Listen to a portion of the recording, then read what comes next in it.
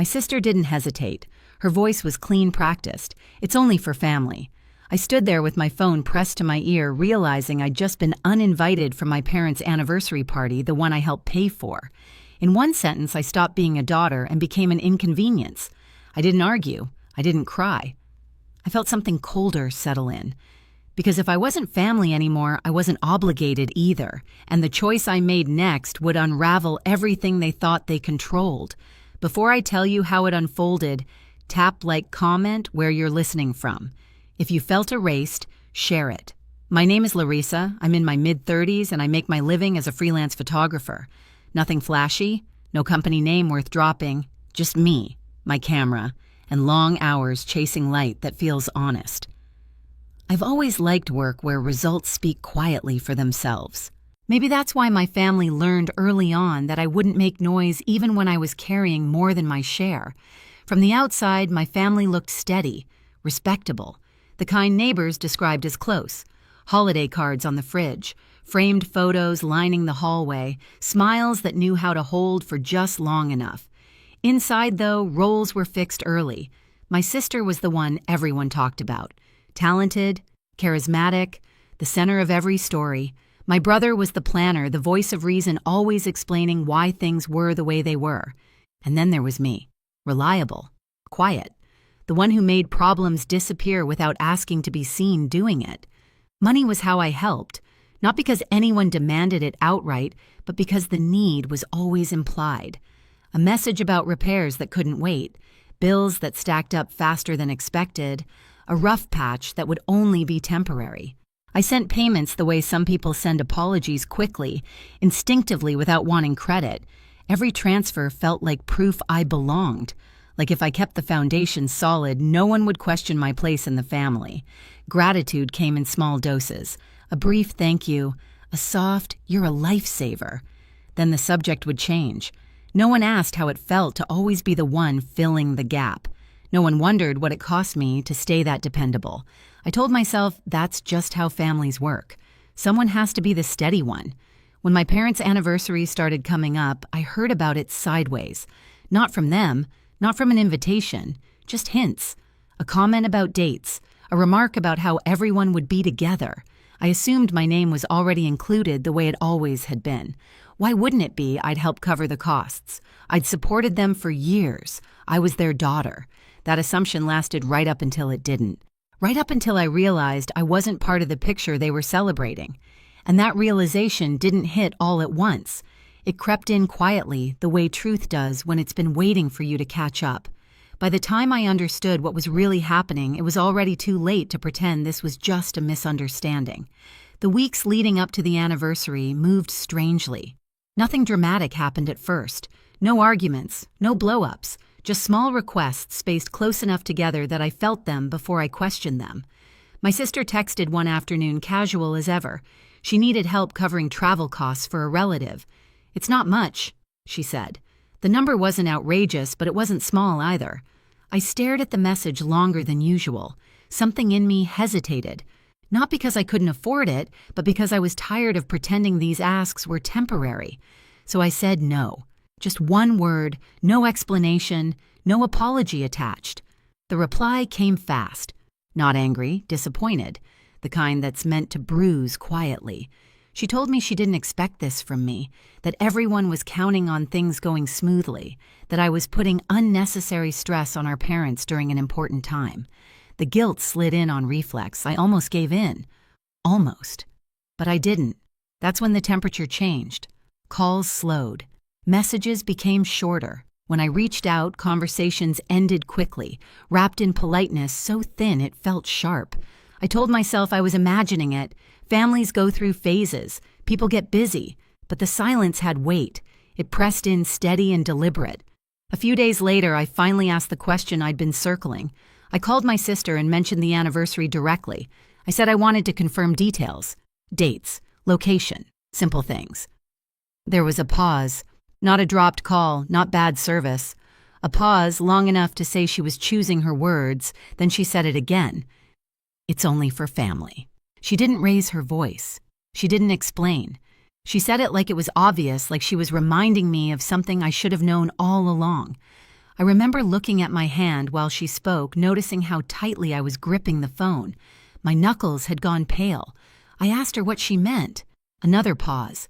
Then something sharper. She said it wasn't personal. That space was limited. That decisions had already been made. She said my parents wanted a simple celebration.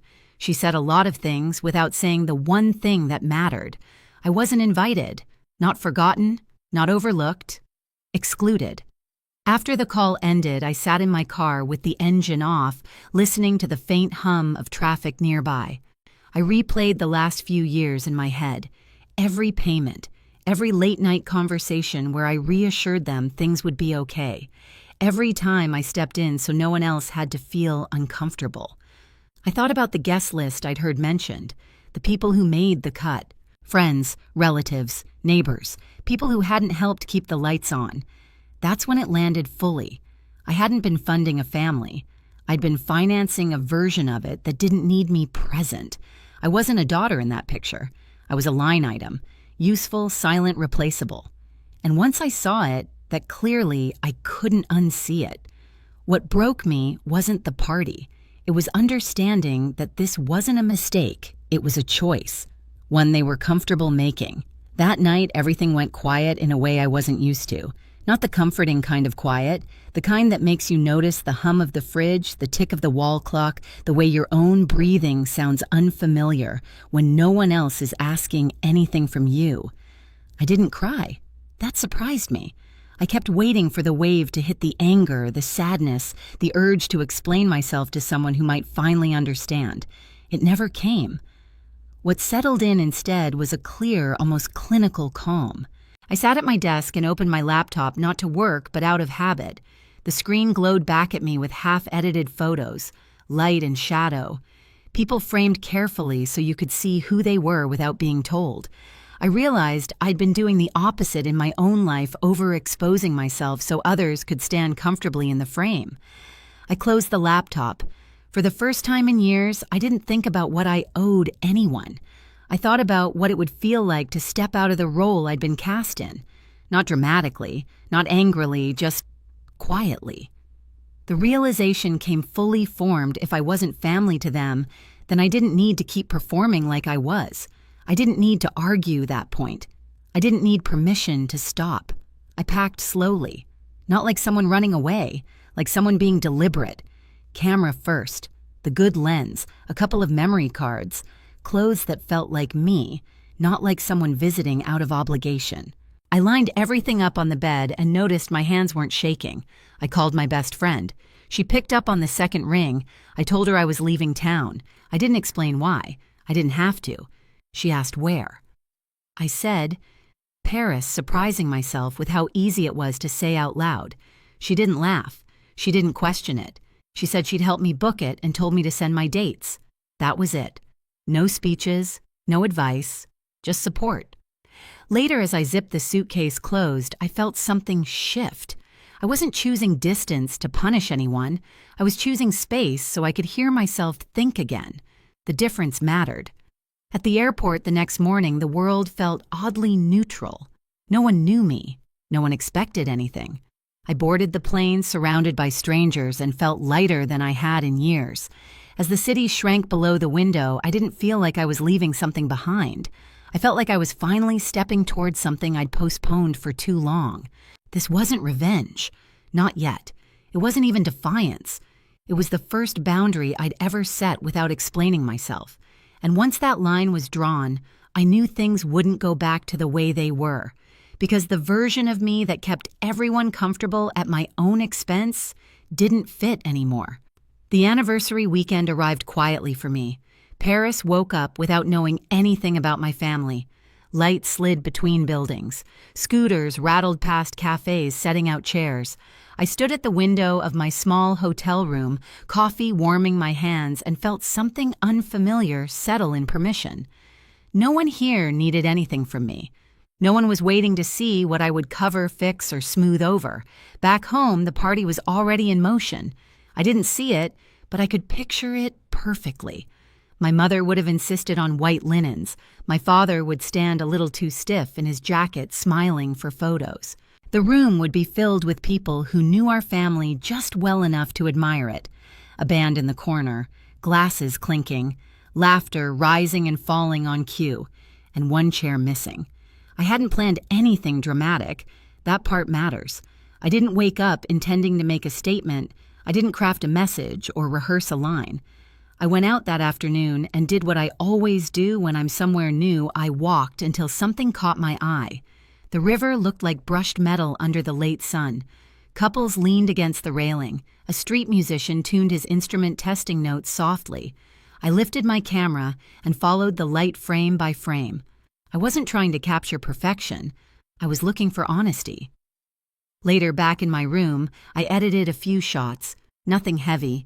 No captions explaining my choices. No references to home. Just images of where I was and how it felt to breathe there. When I posted them, I wrote a simple line about chasing quiet moments and letting joy take its time. That was it. I put my phone down and went to dinner alone. The restaurant was small, tables close together. The smell of bread and butter hung in the air. I ate slowly, listening to conversations I didn't understand, watching people live their own stories without intersecting with mine. For once, solitude didn't feel like absence. It felt like space. Back at the party, my absence started to echo. At first, it was subtle. A cousin leaning over to ask my mother where I was. A neighbor glancing around the room confused. Someone assuming I'd arrive late. My mother smiled through it, offering vague answers. She's busy. Work stuff. The kind of explanations that sound reasonable until they don't. Then someone pulled out their phone. My post reached the room without context. Paris at dusk. Coffee by a window. Light falling exactly where it should. The question didn't come out loud right away. It passed from person to person, soft but persistent. Why isn't she here? My sister noticed the shift before anyone said anything directly. She kept adjusting things, straightening place cards, checking on the band, smiling too brightly. Control was her comfort, and control was slipping. By the time dinner was served, the room had changed temperature. Conversation stalled. Laughter didn't land the way it was supposed to. Someone asked my mother outright why her daughter wasn't celebrating with them. My mother's answer wavered. She smoothed it over, but the cracks were visible. I didn't know any of this yet. I was walking back to the hotel, the city warm around me, when my phone started vibrating. I let it ring. The second call came seconds later, then a third. I stopped on the sidewalk and watched the screen light up. Home. I didn't feel panic. I felt curiosity. I waited until the calls stopped before I went inside. The first message was from my mother, short, urgent. She asked me to call her as soon as I could. No explanation, just a plea wrapped in politeness. I waited. When I finally answered, her voice cracked before she finished saying my name. She told me people were confused. She said guests were asking questions.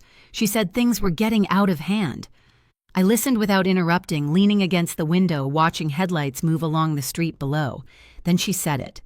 She said my post had caused a scene, that people were talking, that some had left early. She asked why I would do this to them. I asked her what exactly I had done. There was a pause. She said I knew what she meant, that I should take it down, that I should help them smooth this over. I didn't raise my voice. I didn't accuse her. I just said I hadn't mentioned the party. I hadn't mentioned them. People were reacting to what they saw, not to anything I said. She didn't have an answer for that. The call ended with her asking me to think about the family. Minutes later, my sister called. Her tone was different, sharper. She said I'd humiliated them, that I'd made our parents look bad. She accused me of being selfish, of choosing attention over loyalty. She demanded I take the post down immediately. I asked her when she'd decided I wasn't family. She tried to talk over me, telling me I was twisting things, that I was being dramatic, that this wasn't how adults handle conflict. I waited for her to finish. Then I said it, quietly, clearly. Do we even know each other? She went silent. Not stunned silence, exposed silence. The kind that comes when someone realizes the script they've been using no longer works. She hung up without answering. My brother was next. His call came with structure. He told me I'd escalated something manageable. He said I should have come to them privately. He talked about image consequences, professionalism. He said my post could affect people in ways I hadn't considered. I told him I'd been considering them for years, through payments, through patience, through silence. I told him I was done being the solution to problems I didn't create. He sighed, the way he does when he thinks reason should win. He told me I was blowing things out of proportion. An hour later, he posted something vague online about priorities and loyalty. The comments didn't go where he expected. People asked why I wasn't invited if I'd help pay. People asked why family meant conditions. He didn't reply. The calls stopped after that. I slept that night with the window open. The city hummed, unconcerned with my family's discomfort. In the morning, sunlight traced a clean line across the floor. I felt rested. Not triumphant, just settled. Back home, the party unraveled quickly once the questions started. People left without saying much. The band packed up early. My parents were left with centerpieces and uneaten cake. The version of the evening they'd planned didn't survive contact with the truth. I didn't gloat. I didn't follow updates. I let distance do the work I'd been doing for everyone else all along. Later that day, my phone buzzed again. My mother's name lit the screen. This time, her voice was smaller. She asked me to come home. She said they wanted to fix things. She said they wanted everything back to normal. Normal, I realized, had always meant me paying and disappearing. I told her I wasn't angry. I told her I was just finished pretending. I said I was building something different now. She cried. I didn't move. When the call ended, I stood by the window again. Boats drifted along the river, steady and unbothered. I thought about how many times I'd stayed quiet to keep peace that only flowed one way. The confrontation hadn't been loud. There was no shouting match, no dramatic walkout. Just a few words spoken honestly, and a silence that finally did what my explanations never could. The days after that felt strangely light. Not easy, but lighter. The noise thinned out on its own. Messages slowed. Calls stopped coming in clusters. What remained was quiet that didn't demand anything from me. Back home, the story settled into something people could understand. Not rumors, not drama, just facts. I wasn't invited. I'd helped financially. Questions answered themselves. Friends of my parents grew distant, polite in a careful way. Invitations stopped arriving. Conversations shortened. The image my family had relied on no longer held without effort, and no one wanted to keep propping it up. My parents reached out again, softer this time. They said they wanted to reset. They didn't say sorry. They didn't acknowledge the exclusion. They just wanted things to feel familiar. I understood what they were asking for. Familiar had always meant my silence and my support. I didn't give them either. I stayed in Paris longer than planned. Not to avoid anyone, but because work started to find me there. A small gallery asked to see more. A magazine editor wrote to say my photos felt honest, like they weren't trying to impress anyone. I booked shoots. I answered emails that were about art, not obligation. When I thought about my family, it no longer felt sharp. It felt distant, like an old role I'd outgrown. I hadn't destroyed anything. I'd stepped out of a pattern that erased me. Peace didn't arrive with applause. It arrived quietly in mornings that belonged to me and work that asked for vision instead of sacrifice. For the first time, the aftermath wasn't something I had to clean up. I didn't win against my family. I didn't take anything from them. I simply stopped shrinking so they could stay comfortable. That was the real shift. Family isn't supposed to feel like a debt you keep paying just to stay included. And boundaries aren't punishment. They're clarity. If you've ever been excluded by the very people you kept showing up for, I want you to know this. Choosing yourself doesn't make you cruel. It makes you accurate. If this story hit close to home, share your experience in the comments and subscribe so you don't miss the next one.